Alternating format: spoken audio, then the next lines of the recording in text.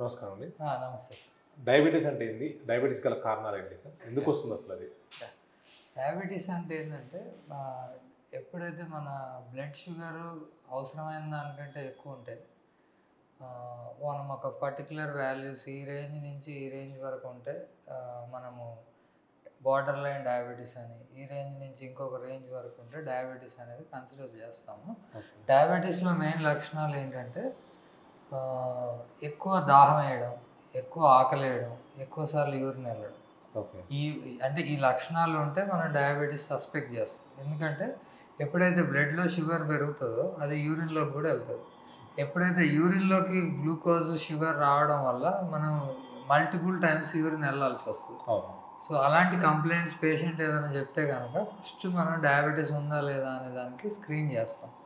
కానీ చాలామందికి ఇవన్నీ సిమ్టమ్స్ ఉండకపోవచ్చు. సైలెంట్ డయాబెటీస్ అంటాం. సడన్గా ఏదో ఇన్సిడెంటల్ చెకప్ చేసినప్పుడు, లేకపోతే మాస్టరల్ చెకప్, లేకపోతే ఎంప్లాయీ చెకప్ చేసినప్పుడు బయటపడుతుంది.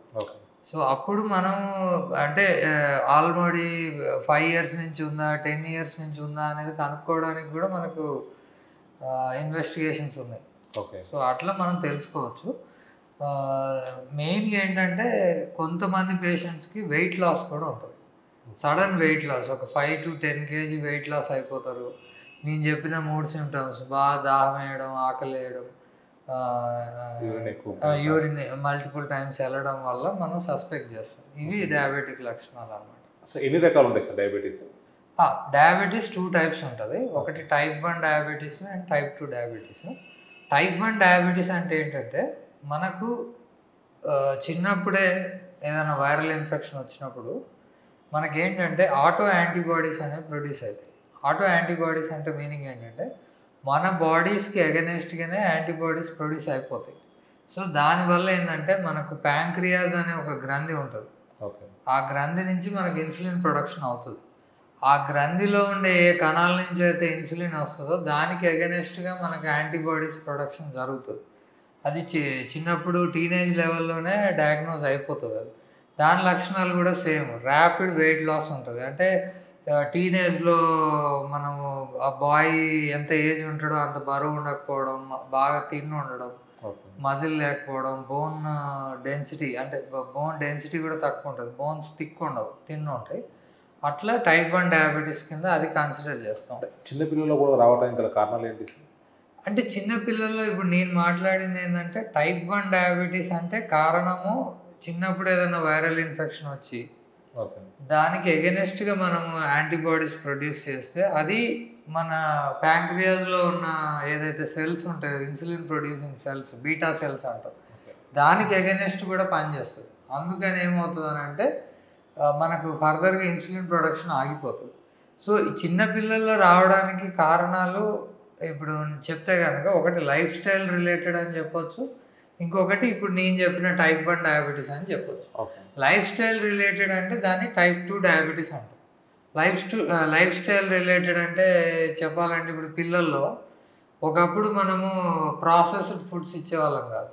అంటే సింపుల్ షుగర్స్, మనం ఏంటంటే ఓన్లీ కాంప్లెక్స్ కార్బోహైడ్రేట్స్ అంటాం.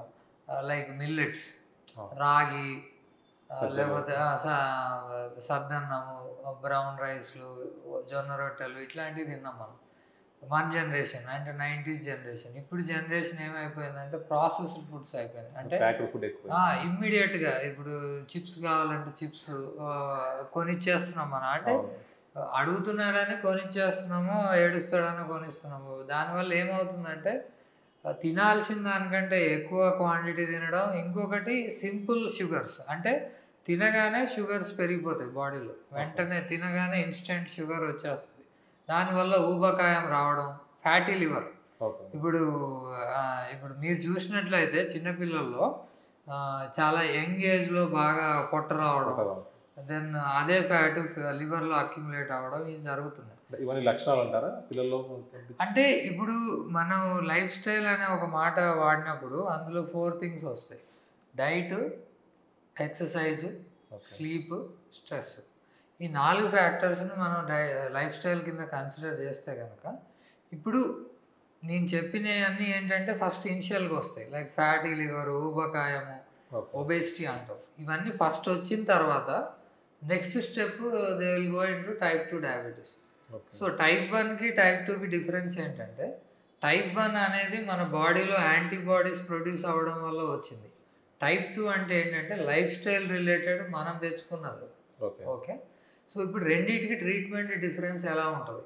టైప్ 1 డయాబెటీస్ అంటే మనం ఓన్లీ ఇన్సులిన్తోనే ట్రీట్ చేయగలం, ట్యాబ్లెట్స్ పనిచేయవు. ఎందుకంటే మనకి ఏదైతే ఇన్సులిన్ ప్రొడక్షన్ ఉత్పత్తి చేసే కణాలు ఉంటాయి కదా, అవి డ్యామేజ్ అయిపోతాయి. ఇప్పుడు పోస్ట్ కోవిడే తీసుకోండి. పోస్ట్ కోవిడ్ చాలామందికి డయాబెటీస్ వచ్చిందని మనం డిస్కస్ చేస్తుండే. అది ఎందుకంటే ఈ యాంటీబాడీస్ ఏదైతే వైరల్ ఇన్ఫెక్షన్ వచ్చిన తర్వాత that is acting against insulin produce చేసే సెల్స్కి అగెనెస్ట్గా యాక్ట్ చేస్తుంది అని పోస్ట్ కోవిడ్ కూడా కొంతమందికి డయాబెటీస్ అందువల్ల వచ్చి ఉండొచ్చు అని మనం ట్రీట్ చేస్తున్నాం. కానీ ఇందులో వేరే రీజన్స్ కూడా ఉన్నాయి. అంటే కోవిడ్ టైంలో ఏంటంటే మనం ఆ వైరస్ని కంట్రోల్ చేయడానికి లేకపోతే ఇన్ఫ్లమేషన్ని కంట్రోల్ చేయడానికి స్టీరాయిడ్స్ ఇచ్చాం.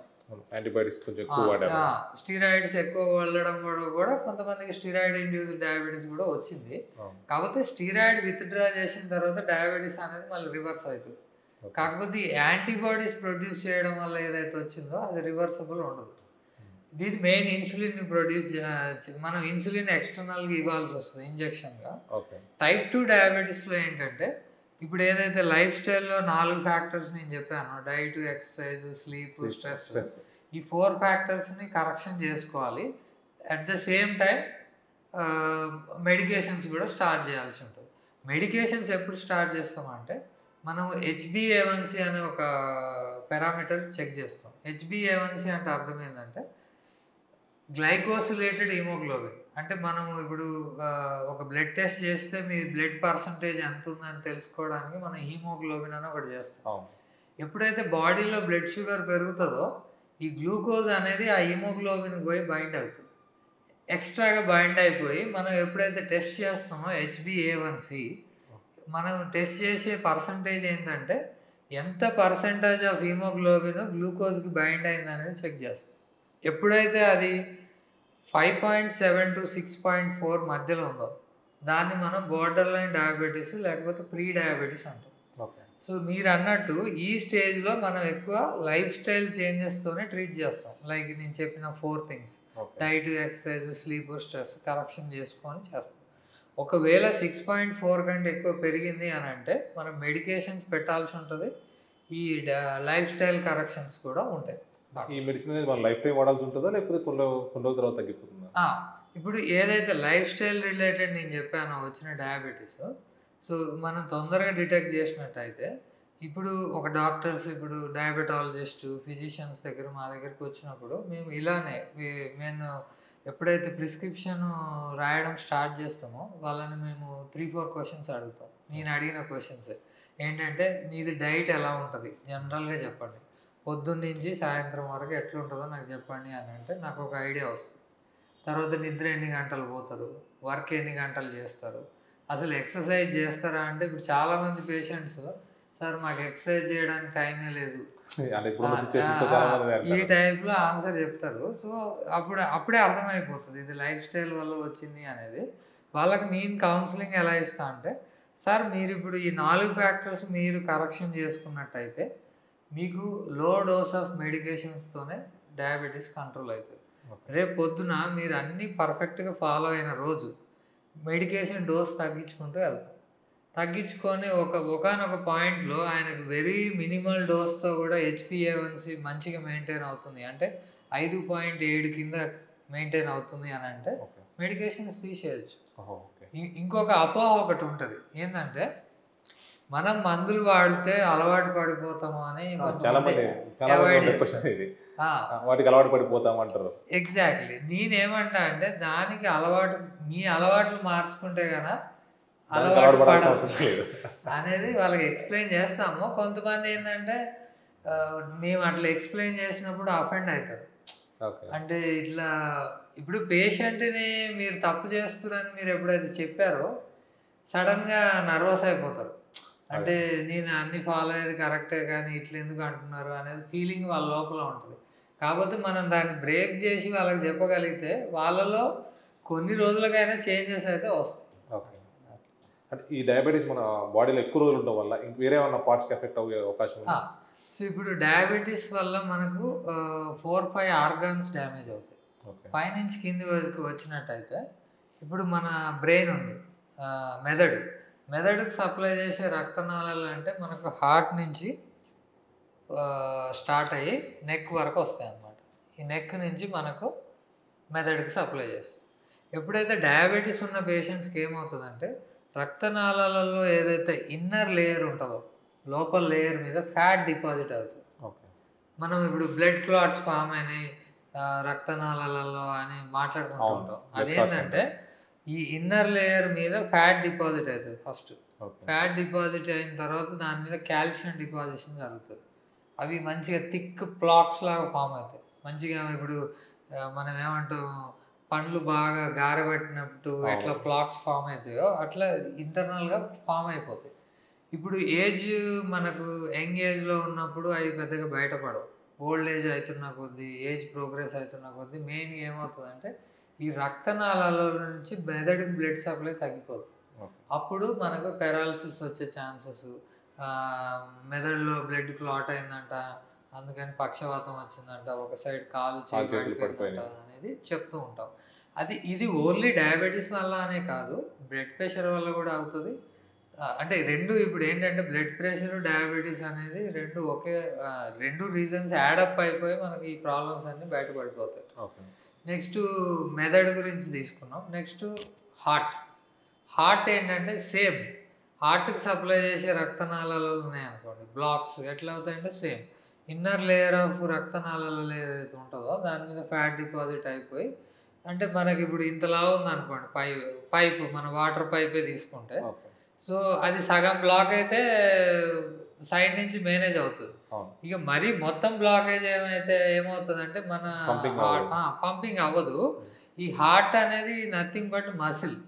మనకి ఇప్పుడు హార్ట్ ఇట్లా పంపింగ్ అయితేనే మనకు బ్లడ్ వెజల్ రక్తం బయటకు వస్తుంది, ఆ బాడీ మొత్తం సప్లై చేస్తుంది. ఈ మజిల్ పని చేయాలంటే దానికి రక్తం సప్లై ఉండాలి. ఎప్పుడైతే ఈ బ్లాక్స్ ఏర్పడతాయో రక్తం, దాన్నే మనం హార్ట్ అటాక్ అంటాం. సో ఇప్పుడు మనము ఒకప్పుడు ఏంటంటే ఏజ్ 45 years 50 years దాటిన తర్వాత యాంజియోగ్రామ్ చేయడం ఇట్లాంటివి చేసి క్లాట్స్ ఇవన్నీ కనుక్కునేవాళ్ళం. ఇప్పుడు అలా కాదు. మనకు ఒకవేళ డయాబెటీస్ ఉంది, యంగ్ ఏజ్లోనే ఉంది, అప్పుడు సైమల్టేనియస్గా కొలెస్ట్రాల్ లెవెల్స్ ఎంత ఉన్నాయో చూసుకొని బేసిక్ ఈసీజీ, తర్వాత 2D ఎకో కార్డియోగ్రామ్ చేసుకుంటాం. ఇందులో ఏమైనా తేడాలు కనిపిస్తే థ్రెడ్మిల్ టెస్ట్కి వెళ్ళిపోతాం, టీఎంటీ అంటాం. సో ఇవి మనకి అవైలబుల్ ఇన్వెస్టిగేషన్స్. సో దీంట్లో ఏదైనా డౌట్ ఉన్నట్టయితే టీఎంటీ అంటే థ్రెడ్మిల్ టెస్ట్లో కూడా ఏమైనా చేంజెస్ వస్తున్నాయి అంటే మనకు ఒక 15 minutes వాకింగ్ చేపిస్తారు కంటిన్యూస్గా. అంటే depending on the patient 15 minutes అనే కాదు, ఎంత ఏజ్ ఫ్యాక్టర్, తను ఎంత టాలరేట్ చేయగలడో ఎక్సర్సైజ్ చేపించేసి మనం కంటిన్యూస్ ఈసీజీ మానిటరింగ్ చేస్తాం. ఈసీజీ అంటే నడుస్తున్నప్పుడు ఈసీజీ ఎలా ఉంటుంది, చేంజెస్ ఉంటున్నాయి అంటే మీనింగ్ ఏంటంటే మనం రెస్ట్లో ఉన్నప్పుడు సప్లై మెయింటైన్ అవుతుంది. ఎప్పుడైతే మీది యాక్టివిటీ పెరిగింది అనుకోండి, సప్లై మెయింటైన్ అవ్వట్లేదు అనేది అందులో తెలుస్తుంది. Then we will go for angiogram. So ఇది హార్ట్కి సంబంధించి. నెక్స్ట్ కిడ్నీస్కి సేమ్, మళ్ళీ కిడ్నీకి సప్లై చేసే రక్తనాళాలు ఏవైతే ఉంటాయో అవే ఎఫెక్ట్ అయ్యే ఛాన్స్ ఉంటాయి. ఇంకొకటి ఇప్పుడు మనం ఛాయ్ వడబోసుకుంటాం కదా, అట్లనే బ్లడ్ అనేది కిడ్నీలో ఫిల్టర్ అవుతుంది. సేమ్ అది మన జల్లి ఉంటుంది కదా, దానిలో లాగా ఫిల్టర్ అవుతుంది. ఈ డయాబెటీస్లో ఉన్నప్పుడు ఏమవుతుందంటే ఈ ఫిల్టర్ ఏదైతే ఉంటుందో అది డ్యామేజ్ అవుతుంది. దానివల్ల ఏమవుతుందంటే మనకు అన్నీ ఏదైతే యూరిన్లోకి వెళ్ళకూడని పదార్థాలు మనకు యూస్ఫుల్గా ఉండే బాడీలో అవి కూడా వెళ్ళిపోతుంటాయి. లైక్ ఎగ్జాంపుల్ ప్రోటీన్ కూడా వెళ్ళిపోతుంటుంది బాడీలో. అందుకని డయాబెటీస్ ఉన్న వాళ్ళు అంటే కామన్గా పబ్లిక్ ఊర్లలో షుగర్ వచ్చింది మొత్తం క్షీణించుకుపోయాడు, పీక్కపోయాడు అంటారు. అదేంటంటే మొత్తం మజిల్ లాస్ అనేది మనకు యూరిన్లో వెళ్ళిపోతూ ఉంటుంది అనమాట. ఇంకొకటి బ్లడ్ షుగర్ కూడా వెళ్ళిపోతూనే ఉంటుంది. సో ఇలా మనకు కిడ్నీలో డ్యామేజ్ జరుగుతుంది. మెల్లగా అవి ఏంటంటే క్రానిక్ కిడ్నీ డిసీజ్కి వెళ్ళిపోయి డయాలసిస్ మీద కూడా డిపెండెంట్ అయ్యే వరకే ప్రోగ్రెస్ అవుతుంది. అంటే మనం ఇది ఎర్లీ స్టేజ్లో డిటెక్ట్ చేసుకోవాలి, సో దట్ మనకు అంత డ్యామేజ్ అయ్యేంత వరకు కాకుండా ముందే ప్రివెంట్ చేయొచ్చు. Next retina. మన ఏదైతే కంటిలో నల్ల భాగం ఏదైతే ఉందో ఎగ్జాక్ట్లీ బ్యాక్ సైడ్ దానికి ఆపోజిట్ వెనకాల ఉండేదాన్ని రెటీనా అంటాం. ఇప్పుడు మనం చూస్తున్నప్పుడు లైట్ రెటీనా మీద పడి, అంటే లాస్ట్కి మధ్యలో లెన్స్, తర్వాత లాస్ట్కి రెటీనా మీద పడే మనకు కనిపిస్తుంది. యాక్చువల్లీ చెప్పాలంటే కార్నియా, లెన్స్, రెటీనా. ఇప్పుడు ఈ రెటీనా ఏంటంటే రెటీనాలో కూడా సేమ్ ప్రాబ్లం. రక్తనాళాలు ఏదైతే రెటీనాకి సప్లై చేసే రక్తనాళాలు డ్యామేజ్ అవ్వడం వల్ల బ్లరింగ్ ఆఫ్ విజన్, మస్క కనపడడం, తర్వాత రక్తనాళాల సప్లై సరిగా లేకపోవడం వల్ల రెటీనా కూడా డ్యామేజ్ అవుతుంది. సో నేను ఇప్పటి వరకు చెప్పింది బ్రెయిన్, హార్ట్, కిడ్నీ, రెటీనా. ఇంకొకటి ఏంటంటే మనం ఇప్పుడు కాలు తీసుకున్నట్టయితే మన ఫుట్ అంటే పాదానికి సప్లై చేసే రక్తనాళాలు లాంగ్ కోర్స్ ఉంటుంది, అంటే ఇక్కడ నుంచి కింద వరకు సప్లై చేయాలి. సో ఇప్పుడు ఈ లాస్ట్ పార్ట్లు ఏవైతే ఉంటాయో లైక్ మన కాల వేళ్ళు, వాటికి బ్లడ్ సప్లై ఎఫెక్ట్ అయ్యే ఛాన్స్ ఉంటుంది డయాబెటీస్లో. అందుకే మీరు ఎవరికైనా దెబ్బ తాకింది అనుకోండి, ఇక షుగర్ ఉంది, ఈయన దెబ్బ మారినట్టే అని అనుకుంటాం కదా. అది ఎందుకు అంటే మనకు రక్తం సప్లై సరిగా ఉండదు ఆ ఏరియాకి. మనకు ఒక దెబ్బ తగిలిన తర్వాత మనకు అది మానాలి అంటే రక్తం కరెక్ట్గా సప్లై ఉండాలి అక్కడ. అందువల్ల డయాబెటిక్ ఫుట్ అంటాం, అంటే డయాబెటిక్ అల్సర్స్. ఇవి ఏంటంటే దెబ్బ తగిలిన తర్వాత మారడం కష్టమవుతుంది. ఇంకొకటి డయాబెటిక్ పేషెంట్ కంట్రోల్ లేని వాళ్ళకు నరాలు కూడా డ్యామేజ్ అవుతాయి. అందుకని వాళ్ళు ఇప్పుడు వేడిలో నడిచిన వాళ్ళకి వేడి తెలియదు, చల్లదనం కూడా అంత తెలియదు. అందువల్ల ఏమవుతుందంటే వాళ్ళకి ఇప్పుడు నడుచుకుంటూ పోతే ఏదైనా తగిలినా తెలియదు, బాగా ప్రోగ్రెషన్ అయిన డయాబెటీస్కి. అందుకని వీళ్ళకి దెబ్బలు తగులుతాయి. తర్వాత షుగర్ ఎక్కువ ఉండడం వల్ల అది మానదు, బ్లడ్ సప్లై లేకపోవడం వల్ల కూడా మానదు. ఇదే అన్నమాట. సో ఓవరాల్గా ఏంటంటే మనం 4-5 పార్ట్స్ మాట్లాడుకున్నాం, ఇవన్నీ డ్యామేజెస్ అయ్యే ఛాన్స్ ఉంటాయి. సో అందుకని మనం ఎప్పుడైతే డయాబెటీస్ డిటెక్ట్ అయింది, పేషెంట్ మీ దగ్గరికి వచ్చిండు అంటే మేమైతే క్వాలిఫైడ్ ప్రాక్టీషనర్స్ ఎవరైతే ఉన్నారో వాళ్ళందరూ పైనుంచి కింది దాకా ఇప్పటి వరకు డయాబెటీస్ వల్ల ఈయనకి ఏమేమి చేంజెస్ డిఫరెంట్ ఆర్గన్స్లో వచ్చింది అనేది మేము స్క్రీన్ చేస్తాం. స్క్రీన్ చేసేసి ఎక్కడైతే ప్రాబ్లమ్స్ ఉన్నాయో తెలుసుకున్న తర్వాత మనం ట్రీట్ చేసే మందులు కూడా మీకు ఏ పార్ట్స్ ఎఫెక్ట్ అయిన దాన్ని బట్టి కూడా మందులు చేంజ్ అవుతాయి. సో అవన్నీ చూసుకొని ట్రీట్మెంట్ ఇస్తాం అట్లా. అంటే ఇప్పుడు మనం చూసినట్టయితే చాలా మంది వరకు కూడా 1-2 months వాడిన తర్వాత నాకు ఒక టెస్ట్ చేసిన తర్వాత డయాబెటీస్ తక్కువ వస్తుంది, అంటే నాకు తగ్గిపోయిందని చెప్పేసి కూడా మెడిసిన్ వాడటం తగ్గించేస్తారు. వాళ్ళకు వచ్చే సమస్యలు ఏంటి అంటే వాళ్ళకి ఏంటంటే ఇప్పుడు ఒకసారి డయాబెటీస్ డయాగ్నోజ్ అయిన తర్వాత మనం every 3 months or 6 months HbA1c test అయితే చేయించుకోవాలి. ఇప్పుడు మీరు ఏదైతే చెప్పారో ఫలానా పేషెంట్ ఇట్లా అనుకొని మానేశాడు అనేది, అతను అట్లీస్ట్ డాక్టర్కి చెప్పి మానేయాలి ఫస్ట్ ఆఫ్ ఆల్. ఒకవేళ డాక్టర్ని అడిగితే డాక్టరే మానేమంటే వెళ్ళండి గుడ్, అంటే డాక్టరే మానేమన్నాడు అని అంటే ఆయనకు అర్థమైపోయి ఉంటుంది అట్లీస్ట్ ఈయన అన్ని స్ట్రిక్ట్గా ఫాలో అవుతున్నాడు, ఫ్యూచర్లో కూడా డయాబెటీస్ వచ్చే ఛాన్స్ లేదు అనేది అనుకుంటే ఆపేయమంటారు. సో మానేసిన తర్వాత కూడా అట్లీస్ట్ మీకు yearly once 6 monthly once at least మీరు బ్లడ్ టెస్ట్లు రిపీట్ చేసుకుంటే మీరు ట్రెండ్ తెలిసిపోద్ది. ఒకవేళ మీరు అవుట్ ఆఫ్ రేంజ్కి వెళ్ళిపోయారు అనుకోండి, మళ్ళీ ఇమ్మీడియట్గా ట్రీట్మెంట్ స్టార్ట్ చేసుకోవచ్చు. మందులు కాకుండా మన శాశ్వత చికిత్స ఉందా వీటికి డయాబెటీస్కి? శాశ్వత చికిత్స అంటే మనం యాక్చువల్లీ ఏదైతే బీటా సెల్ అనేది మాట్లాడుకున్నామో ఇన్సులిన్ ప్రొడక్షన్, దాన్ని బీటా సెల్ మనం ట్రాన్స్ప్లాంటేషన్ కూడా చేయొచ్చు. కాకపోతే అంటే మనం ఇప్పుడు ప్యాంక్రియాస్ లోపలికి వెళ్ళి నార్మల్ ఫంక్షనింగ్ బీటా సెల్స్ ఏదైతే ఇన్సులిన్ ప్రొడ్యూసింగ్ సెల్స్ ఉంటాయి కదా, ఆ సెల్స్ని మనం ట్రాన్స్ప్లాంట్ చేస్తాం. దానివల్ల ఇన్సులిన్ ప్రొడక్షన్ అవుతుంది. కాబట్టి ఇవి ఏంటంటే మనం ఇప్పుడు వైడ్ స్ప్రెడ్ ప్రాక్టీస్లో లేదు, అది ఇంకా ఆచరణలోకి రాలేదు, అంటే ఇంకా స్టడీస్ జరుగుతున్నాయి అట్లా చేయొచ్చా లేదా.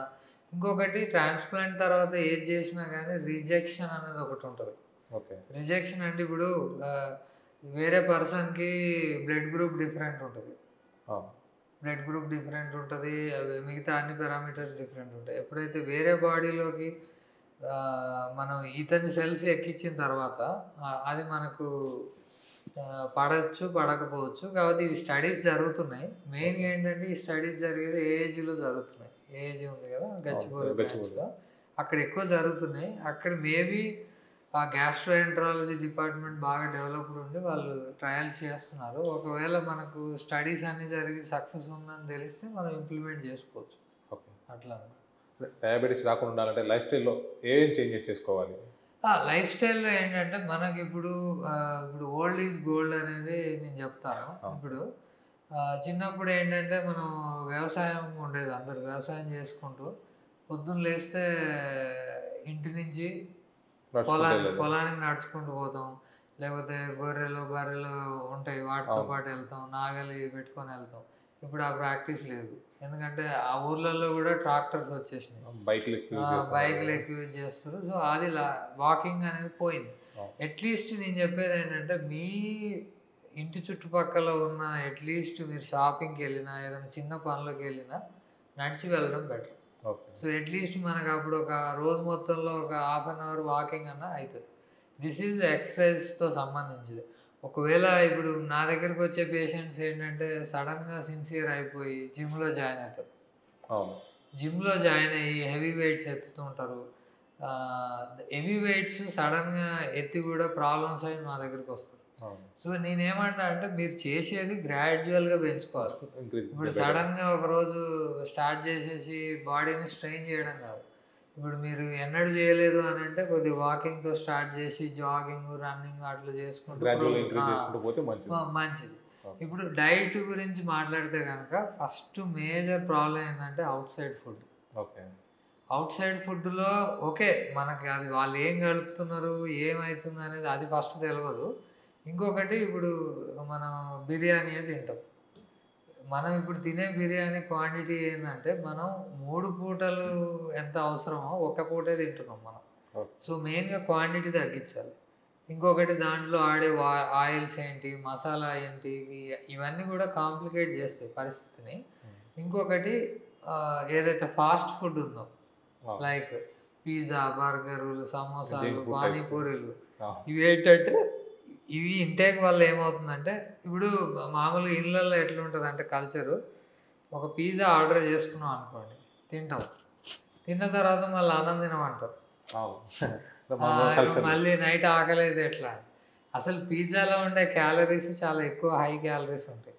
సో అయినా కానీ మనం ఇంకా దాన్ని తింటున్నాం దీన్ని తింటున్నాం, అది ఎక్స్ట్రా క్యాలరీస్ అయిపోయి లివర్లో ఫ్యాట్ లాగా మారిపోయి గ్లూకోజ్ పెరిగిపోయి డయాబెటీస్ రావడం ఇట్లా జరుగుతుంది. సో ఫుడ్లో కూడా స్మాల్ ఫ్రీక్వెంట్ మీల్స్ అంటాం. స్మాల్ ఫ్రీక్వెంట్ మీల్స్ అంటే ఏంటంటే మార్నింగ్ ఎర్లీ బ్రేక్ఫాస్ట్ చేసుకోవాలి, చేసుకొని లంచ్కి బ్రేక్ఫాస్ట్కి మధ్యలో 11 o'clock ఆ టైంలో 10 to 11 o'clock టైంలో ఏమన్నా స్నాక్స్ అంటే మళ్ళీ ఏదో ఇవన్నీ కావు, డ్రై ఫ్రూట్స్ కానీ ఫ్రూట్స్ కానీ సలాడ్స్ ఇట్లాంటివి తీసుకుంటే ఏంటంటే మీకు నెక్స్ట్ లంచ్ టైం వరకల్లా అంత టూ మచ్ ఆకలేదు. అప్పుడు ఏం చేస్తాం మనం, ఆల్రెడీ 11కో ఎప్పుడో తిన్నామని లంచ్ క్వాంటిటీ తగ్గిస్తాం. దానివల్ల ఏమవుతుందంటే మీకు ఎప్పుడైతే క్వాంటిటీ తగ్గిస్తారో షుగర్ స్పైక్ కూడా అవ్వదు, స్పైక్ అవ్వదు. ఇంకొకటి ఇప్పుడు బ్రేక్ఫాస్ట్ చేసినాం, లంచ్ చేసినాం, డిన్నర్ చేసినాం, మీకు కుదిరినంత అంటే తిన్న వెంటనే ఒక 10 minutes minimum or 20 minutes walk చేయాలి. అంటే మీరు మామూలుగా ఫ్యామిలీతో టైంపాస్కి వాక్ చేస్తారా, లేకపోతే ఎట్లా అట్లా కిందికి వాక్ మన రోడ్డు మీదకో పార్క్కో వెళ్ళి వాక్ చేస్తే, ఇప్పుడు జాబ్ చేసుకునే వాళ్ళు మేము పార్క్ ఎట్లా వెళ్తాం అంటారు. మీరు ఏదైతే ఆఫీస్ బిల్డింగ్ ఉందో దాని చుట్టూ తిరిగినా సరిపోతుంది అట్లా. సో మనకేంటంటే మనసు ఉంటే మార్గం ఉంటుంది, నీకు చేయాలని ఉంటే అది ఎట్లా చేసుకోవాలనేది తెలుస్తుంది. సో ఇది ఎక్సర్సైజ్ డైట్ పార్ట్ని మనం చెప్పినాము. ఇంకొకటి లంచ్ తర్వాత మన డిన్నర్కి చాలా లాంగ్ గ్యాప్ ఉంటుంది, అది ఫిల్ చేయడానికి 4 to 5 o'clock అందరూ టీ తాగుతాం. టీ తాగితే తప్పులేదు, నేనేమంటానంటే టీ తాగండి, కానీ మీకు కొద్దిగా హెల్దీ స్నాక్స్ కూడా అదే టైంలో తీసుకుంటే మీకు బెటర్ ఉంటుంది. ఇంకొకటి టీతో ప్రాబ్లం ఏంటంటే ఎంటీ స్టమక్ టీ తాగడం వల్ల గ్యాస్ ఎసిడిటీ వచ్చే ఛాన్సెస్ ఎక్కువ ఉంటుంది. So that is the major problem. ఇంకొకటి ఎర్లీ డిన్నర్. ఇప్పుడు మనం ఎంత బిజీ అయినా కానీ 8 o'clock లోపల డిన్నర్ ఆర్ 7 o'clock లోపల డిన్నర్ చేశారనుకోండి, మీకు పడుకునే లోపు 3-4 అవర్స్ గ్యాప్ ఉంటుంది. దానివల్ల మీరు తిన్నది అరుగుతుంది ఫస్ట్ ఆఫ్ ఆల్. అంటే అదంతా పోయి అక్యుములేట్ అవ్వదు. ఇప్పుడు మనం నైట్ ఇప్పుడు మిడ్‌నైట్ బిర్యానో లేకపోతే 4 o'clock బిర్యానో తినేసి పడుకుంటే అదంతా అక్యుములేట్ అయిపోయి మనకు మళ్ళీ అది వాడేదెప్పుడు? అదొకటి. సో డైట్, ఎక్సర్సైజ్ కవర్ చేసాము. డైట్‌లో కూడా ఏంటంటే ప్లాంట్ బేస్డ్ అంటే vegetable based, fruit based diet ఉంటే యూ ఆర్ సేఫ్. ఇంకా రైస్ ఐటమ్స్ తగ్గించుకోవాలి. చాలా మంది కూడా షుగర్ వచ్చిందంటే, డయాబెటీస్ వచ్చిందంటే రైస్ తగ్గించిందని చెప్తారు. అది ఎందుకు, దానివల్ల కారణం ఏంటంటే? అంటే ఇప్పుడు రైస్ తగ్గించమని ఎందుకు అంటామంటే, ఫస్ట్ మన తెలుగు స్టేట్స్లో ఒక ప్రాబ్లం ఏంటంటే రైస్కి అనేది ఒక లిమిట్ అనేది మనకు లేదు. ఇప్పుడు నేను ఐ స్టడీడ్ ఇన్ ముంబై, ఎండి చేసింది అక్కడే. వాళ్ళు ఏంటంటే, అంటే వాళ్ళ ఫాలో అయ్యేదే కరెక్ట్ అని నేను అనడం లేదు. వాళ్ళు ఏం చేస్తారంటే 2 చపాతీ మనం పెరుగులో పెట్టుకునే పెరుగు బౌల్ ఉంటుంది కదా మనం, దాంట్లో రైస్ పెట్టిస్తారు. చపాతీలేమో సమ్ రాజ్మా కర్రీ, ఇవి ప్రోటీన్ బేస్డ్ ఫుడ్ ఉంటుంది కదా, దాన్ని కర్రీస్ లాగా చేసుకుంటారు వాళ్ళు. చేసుకుంటే ఏమవుతుందంటే మీకు ఇక్కడ కార్బోహైడ్రేట్స్ తగ్గుతున్నాయి, ప్రోటీన్ పెరుగుతుంది. ఇప్పుడు నేను చెప్పినట్టు ఫ్రూట్స్, వెజిటబుల్స్ ఎట్లా తీసుకుంటే ఫైబర్ డైట్ పెరుగుతుంది. ఇట్లా అనమాట. When it comes to oil, మనం ఏ ఆయిల్ వాడాలనేది కూడా చూసుకోవాలి. చాలామంది టేస్ట్ బాగుంటుందని గ్రౌండ్ నట్ ఆయిల్ వాడతారు. గ్రౌండ్ నట్ ఆయిల్లో ప్రోటీన్ ఉంటుందని నొప్పుకుంటారు. కాకపోతే ఏంటంటే ఇప్పుడు అంటే గ్రౌండ్ నట్ ఆయిల్ ప్రోటీన్ అంటలేదు. ఇప్పుడు చాలామంది శనక్కాయలు బాగా తింటుంటారు, దాంట్లో ఏంటంటే ప్రోటీన్ ఉంటుంది, at the same time fat ఉంటుంది, రెండు పెరుగుతాయి. సో కాబట్టి మీరు తినేది ఏదైనా క్యాలిక్యులేట్ చేసుకొని లిమిటెడ్గా తింటే నో ప్రాబ్లం. ఎక్కువ తింటేనే ఇష్యూస్ వస్తాయి. సో మనకున్న ఆయిల్స్లో బెటర్ ఆయిల్ ఏంటంటే కుసుమ నూనె, సాఫ్లవర్ ఆయిల్. ఇప్పుడు అందరూ ఆలివ్ ఆయిల్ వాడతారు. ఆలివ్ ఆయిల్తో ప్రాబ్లం ఏంటంటే it has very low smoke point. What is low smoke point అంటే, ఇప్పుడు మనం బౌల్లో ఆయిల్ వేయంగానే కొద్దిగా మంటకి ఆ ఆయిల్ అనేది ఏదైతే దాంట్లో ఉండే హెల్దీ నేచర్ ఆఫ్ ఆయిల్ అది పోతుంది, అన్హెల్దీగా మారిపోద్ది అది. సో అందుకని ఆయిల్స్ మనం ఆలివ్ ఆయిల్ ఎందుకు వాడతాం అంటే సలాడ్ డ్రెస్సింగ్. సలాడ్ డ్రెస్సింగ్ అంటే ఇప్పుడు మనం plain salad, fruit vegetable salad plain తినలేక కొద్దిగా ఆయిల్లో వేసుకొని డ్రెస్సింగ్ అంటాం, అంటే జస్ట్ మీద ఏదో అంటినట్టు ఉంటుంది అని, అది ఆలివ్ ఆయిల్ వాడచ్చు. When it comes to proper cooking మాత్రం కుసుమ నూనె, సాఫ్లవర్ ఆయిల్ అంటాం.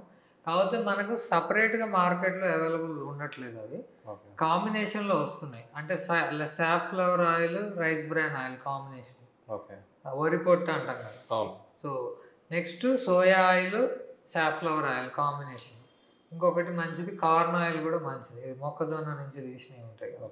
సన్ఫ్లవర్ నుంచి కూడా తీసుకున్నా, సన్ఫ్లవర్ ఆయిల్ అని చెప్పి.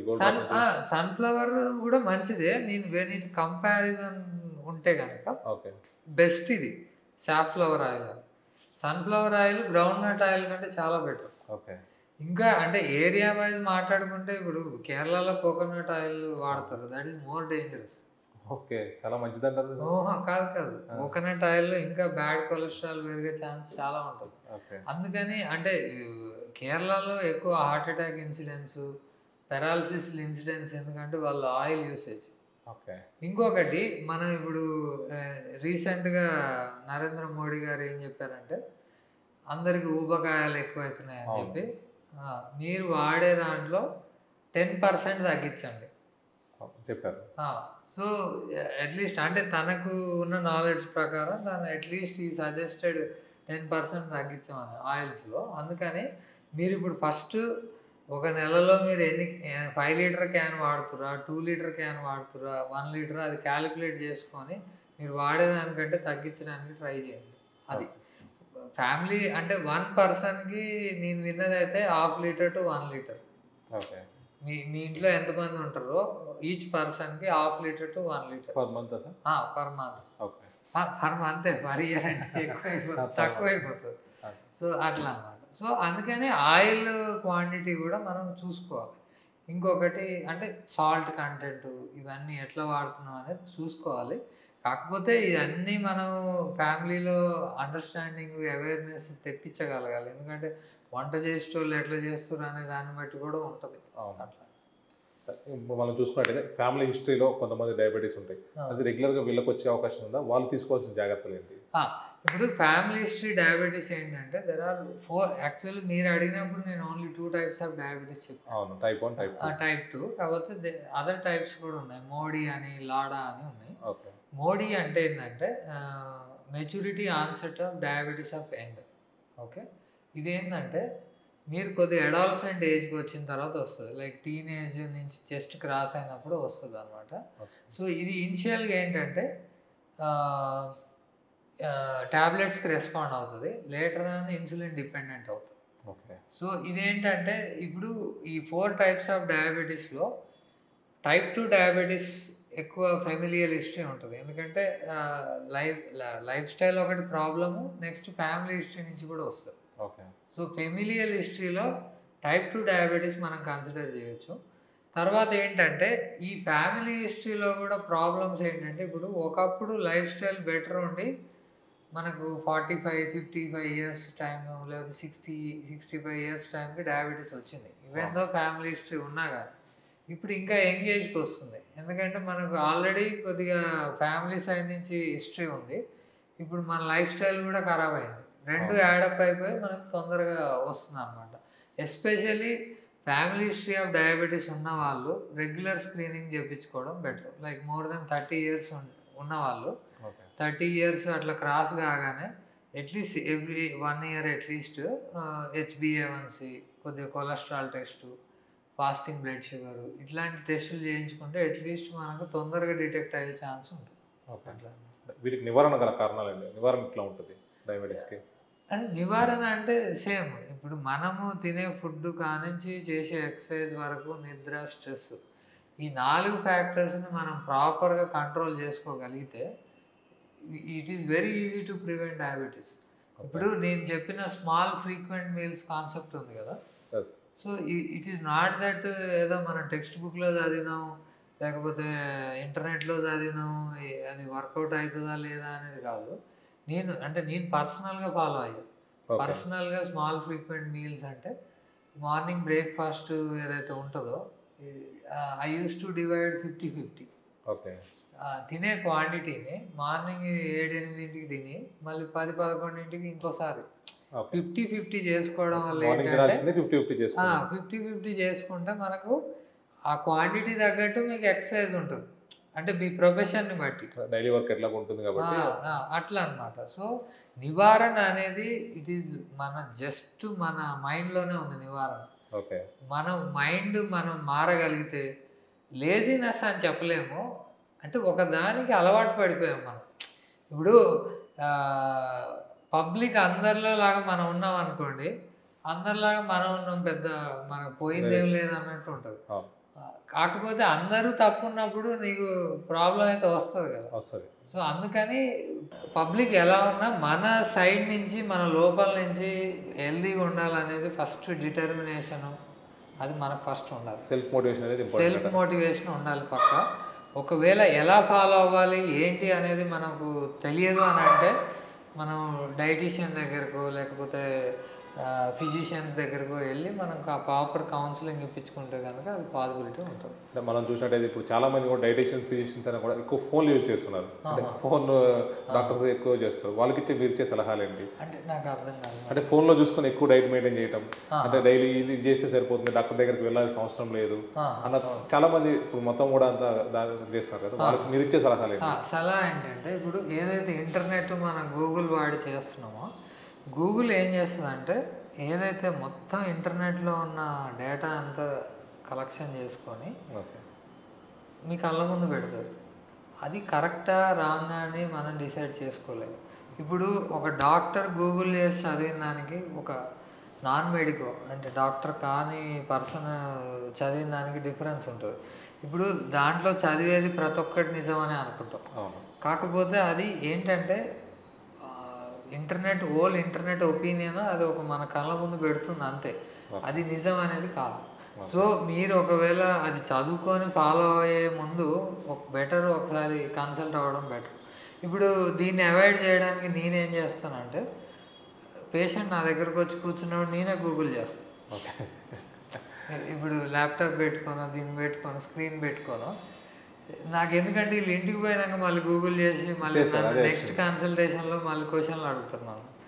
దాన్ని ప్రివెంట్ చేయడానికి ఏం చేస్తా అంటే వాళ్ళకే ఓపెన్ చేసి పెడతాను. పెట్టి బాబు నువ్వు గూగుల్ చేస్తే ఇలా వస్తుంది, ఇందులో నువ్వు ఈ పాయింట్స్ని నువ్వు ఫాలో అవ్వకు, ఈ పాయింట్స్ ఫాలో అవ్వచ్చు, తప్పులేదు అనేది చెప్తాను. కాకపోతే ఈచ్ అండ్ ఎవ్రీ పర్సన్కి అది పాసిబిలిటీ కాదు. కాబట్టి మీరు చెప్పినట్టు గూగుల్ని ఫాలో అయ్యి మనం ఏదైతే ఫాలో అయ్యేది కరెక్ట్ అనుకుంటున్నామో అది 100% అది చేయకపోవడం బెటరు. ఒకవేళ చేసినా కానీ మనకు ఇంప్రూవ్ అవుతున్నామా డిటోరేట్ అవుతున్నామా అనేది కూడా చూసుకోవాలి. అట్లా. Thank you sir. రైట్.